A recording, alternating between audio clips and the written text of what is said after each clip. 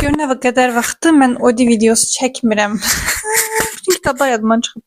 Hər kəsə salam. Bugün sizə son zamanlar, son neçə ayda oxuduqlarımdan və izlədiklərimdən danışacağam və qısa-qısa danışacağam. Ən son danışmadığım kitablardan biri Aşk və Dondurmadır. Bu kitab əslində marafon çərçivəsində oxumuşdum avqustda. Anası öldükdən sonra Amerikadan İrlandiyaya mıydı, bilmirəm, Avropanın hər hansı bir ölkəsinə köçürdü qız. Səhv eləmirəmsə İrlandiya idi. İndiyə qədər ömründə görmədiyi atası ilə birlikdə yaşamaq məcburiyyətindədir və atasının varlığını da, yəni anası öləndə öyrənir bir baxıma. Ada kimi bir yerə gəldi. Ada idi səhv eləmirəmsə. O qədər kitabda yadımdan çıxıb ki, yəni romantik kitablar belədir zaten.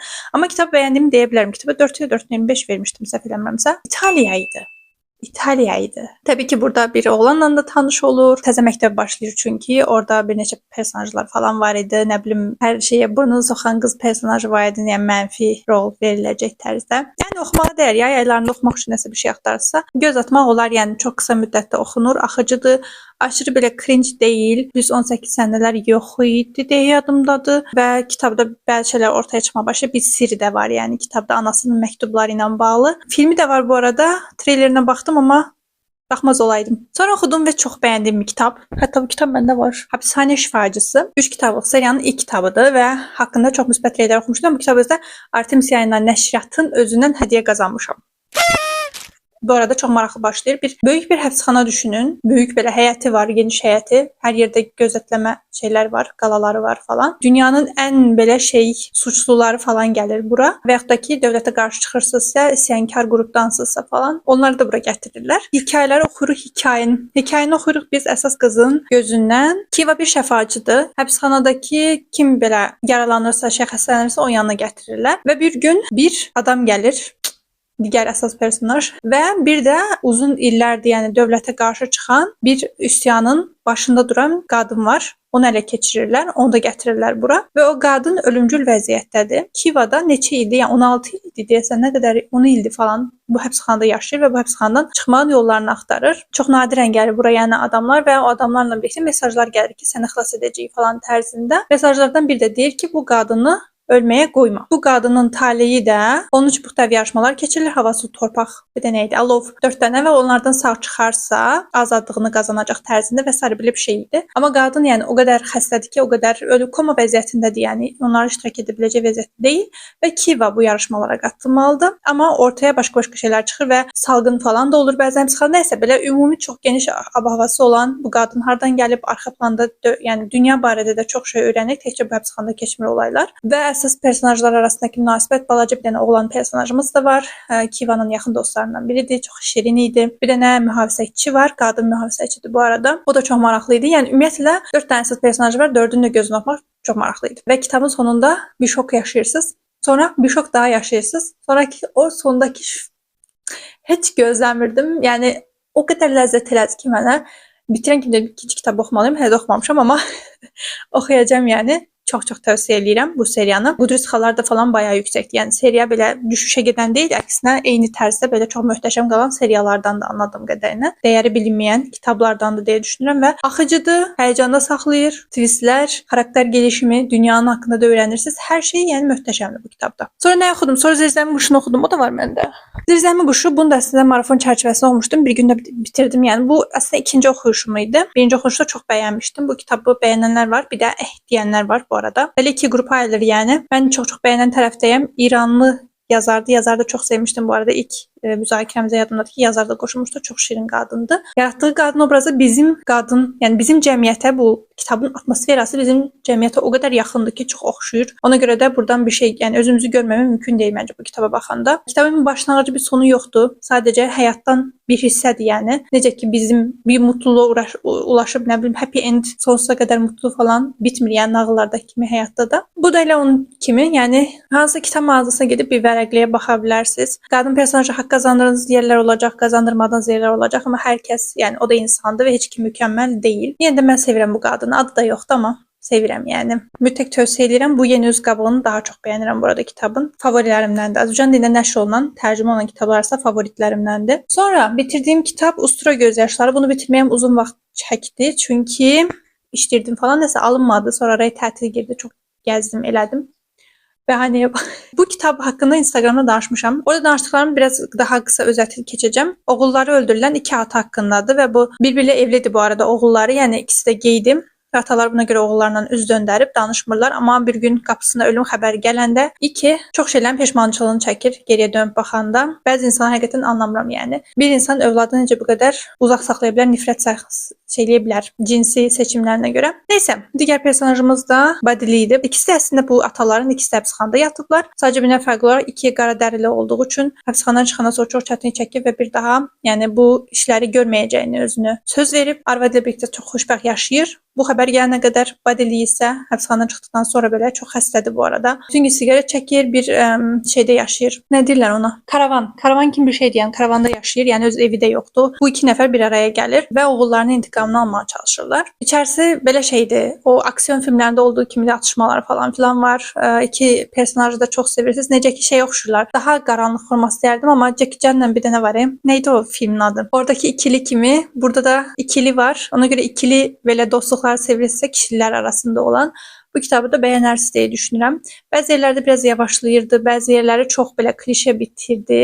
Yəni sonluqlarından var idi ki, belə olmamalıydı deyirdim, amma oldu. Da yazarın seçimidir yəni. Amma kitabın bəzi hissələrində təəccübləndiyim yerlər olmuşdu, əsasən də ortalarında. Sonlarına doğru da yəni bilirsiniz ki, qatil kimdir, oğullarını kim öldürür falan bunları açıqlayır. Mənə daha çox yəni qatilin kim olmağından çox bu ikilini oxumaq daha çox ləzzət eləyirdi şəxsən bir-birlərinə olan atışmalarını falan. Tövsiyə edirəm, meyl eləyirəm, mütləq oxumalı olduğunuz kitabdır deyə bilmərəm, amma eyni tərzdə oxumaqdan bezmisinizsə bu kitaba bir şans verə bilərsiniz deyə düşünürəm. Sonra nə oxumuşam? Yürüyən kəndlər bu kitab haqqında da getdikcə əriyə gedir. Instagramda danışmışam əslində. Kitabdakı hadisələr gələcəkdə baş verir.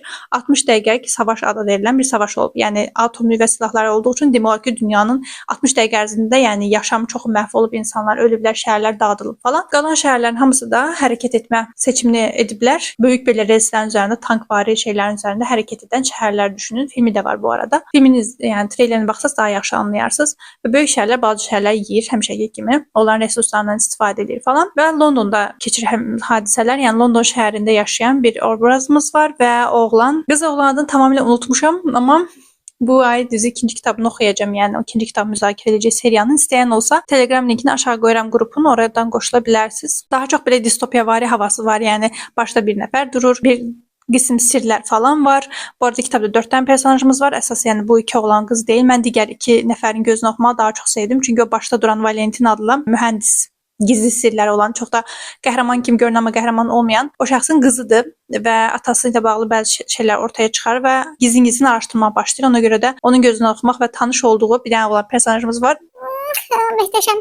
Yəni o mənim favoritim idi kitabda. Nəysə, bu ikisi arasındakı dinamikanı, yəni o ikisinin hadisələri araşdırmaq falan daha həyecanlı idi mənə görə şəxsən. Amma bu birlərini də oxumaq maraqlı idi. Çünki elə olur ki, elə gətirir ki, bu əsas iki personajımız, adlarını unutduğum, istəmədən də olsa bir-birlərini nifrət etsələr belə bir araya gəlmə olurlar və olan dalınca da insana bənzər bir robot düşür. Nə robot deyil, nə insan deyil. Bəzi yerlərdə çox həyecanlı aksiyon səhnələri var idi. Çox bəyəndim o cəhətdən. London şəhərinin o başda duranların çox istədiyi, həyata keçmək istədiyi bir niyyətləri var. Xoş olmayan təbii ki. Nəysə, bunları oxuyuruq yəni kitabda. Gənc yetişkin tərzində çoxdandır oxumurdum və oxuduqlarım artıq əvvəl qədər zövq verməməyə başlamışdı, amma bu kitabı çox bəyəndim. Həm çox qısadır, düzdür, artıq nəşr tükəndi, ona görə PDF formada ancaq tapa bilərsiniz, amma ingiliscə oxuya bilirsinizsə, yəni alıb oxuyun, əgər PDF oxuya bilmirsinizsə, çox tövsiyə eləyirəm. 4 kitabda amma dediyim kimi çox qısadır hamısı. Həm ideyası çox qəşəng, yəni yazarın hardan ağlına gəlib ki, gəzən şəhərlər yazsın, yəni və bunu da altın doldurub, yəni elə belə də deyil. Filmini izləməyi düşünmürəm, bilmirəm, bəlkə baxaram. Sonra oxuduğum kitab, bu kitab haqqında heç biri danışmamışam, niyə bilmirəm. 9-dan 9-a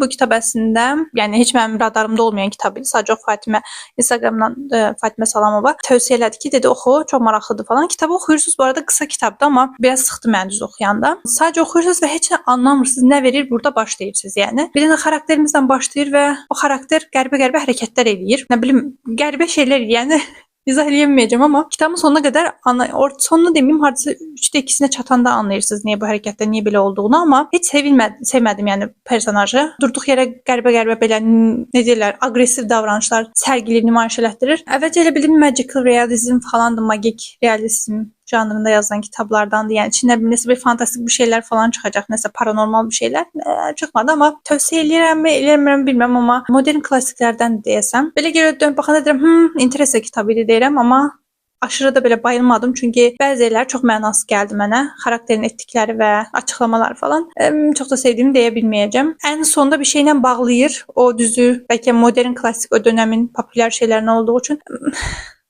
dedim, yəni başqa cür bitirsə daha çox bəyənərdim. Yenə də qısa bir kitabdır. İstəyən maraqlı gəlirsə belə, interesa şeyləri sevirsə baxa bilərsiniz. Qutarı dəyişməliyəm, batareyanı. Bilmirəm, çox yamulmadı, amma neyse. Sonra bitirdiğim kitap Cadılar Bayramı Ağacı. Aslında bunu canlı yayın eləmişdik. Orada qoşulanlar arasında da müzakirə etdik bu kitabı. Düz 31 oktyabr Halloween gecəsi oxumuşduq. Qısa bir kitabdı. Mən düzü daha belə qorxulu bir şey gözlürdüm. Çox da bayıldığımı bilməyəcəm. Sanki daha çox məktəb yaşlı uşaqlar üçün yazılmış bir novella kimi bir şey idi. Bir neçə qrup uşaq bir araya gəlir Halloween gecəsi. Büyülü bir evə gedirlər. Daha doğrusu kimsəsiz kimi görünən bir evə gedirlər və orada bir nəfərlə qarşılaşırlar. Qorxulu deyil bu arada, sadəcə Halloweenin tarixi ilə bağlı bir kitabdır əsl bir baxma. Necə olub ki, Halloween indiki mərhələsinə gəlib çatıb, onu danışır biraz hekayələrlə falan. Yəni Halloween gecəsi oxumaq olar. Oxuduğuma peşman deyiləm, ona görə də 3.5 deyərdim şəxsən mənim üçün, ya da 3.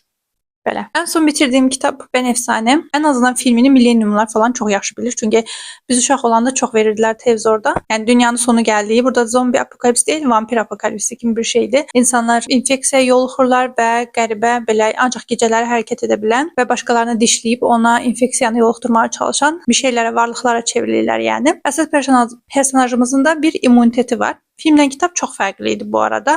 Gerçi filmi çoxdan izlədiyim üçün xırda detaylarını xatırlamıram. Kitabda tək yaşayır, ailəsi ölmüş olur. Tamam başqa formada irəliləyir yəni və yadımdadır ki, filmdə daha çox belə elm adamı və yaxud da həkim idi, bilmirəm, belə bir şeydi, araşdırmaçı idi sanki. Ona görə o dünyada qalırdı, amma kitabda elə deyil, sadəcə adi bir insandır, özü araşdırma etməyə çalışır, çözməyə çalışır nədir bu epidemiyanı yaradan, bunlar, bu varlıqlar niyə belədir, bəzi şeylərə qarşı əsasdılar, bəzi şeylərə qarşı, nə bilim, güllə təsir eləmir məsələn tərzində. Nə bilim 3.75 falan verərəm yəqin ki. Bəzi məqamları çox qəşəng idi, bəzi məqamlarında çox sıxıldım. Mən belə ümumiyyətlə apokalipsis kitablarını çox sevirəm. Ona görə də apokalipsis olması daha da çox xoşuma gəlir. Filmini bəlkə təkrar açıb izləyirəm. Filmdə burada iti falan var. Burada itlə bağlı bir hissə var, amma filmdəki kimi deyil. Bəlkə də filmin daha çox sevdim də deyə bilərəm, amma bilmirəm, kitabdakı bəzi şeylər çox məntiqli idi. Hər şeyin əslində bir açıqlamasını verir kitabın sonlarına doğru və kitabın sonluğunu mən çox bəyəndim filmdən fərqli olaraq. Çünki çox məntiqli idi məncə.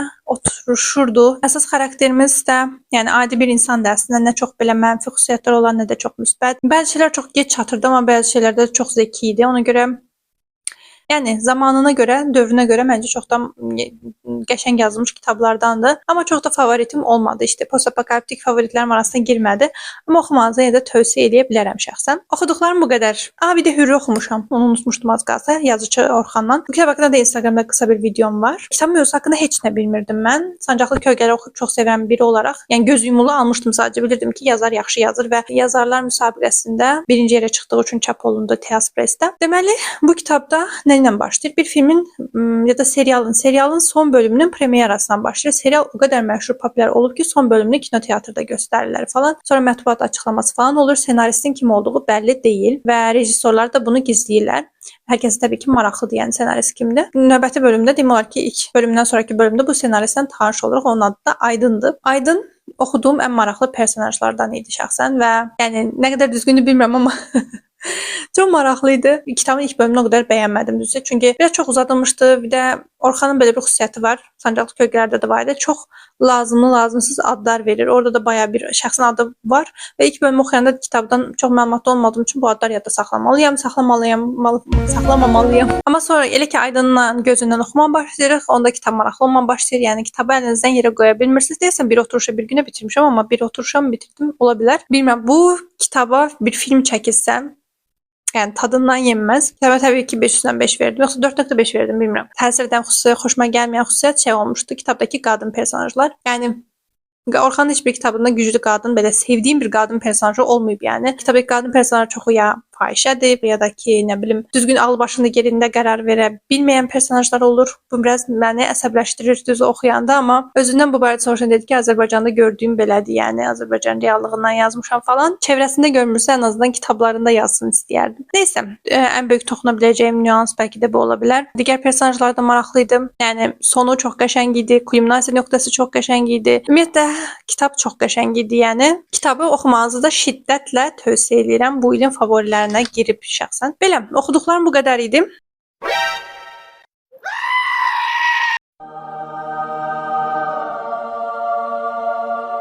İzlədiklərimdən danışım mı bilmirəm. Yorulmuşam amma qısa danışım. Nə danışım baxım.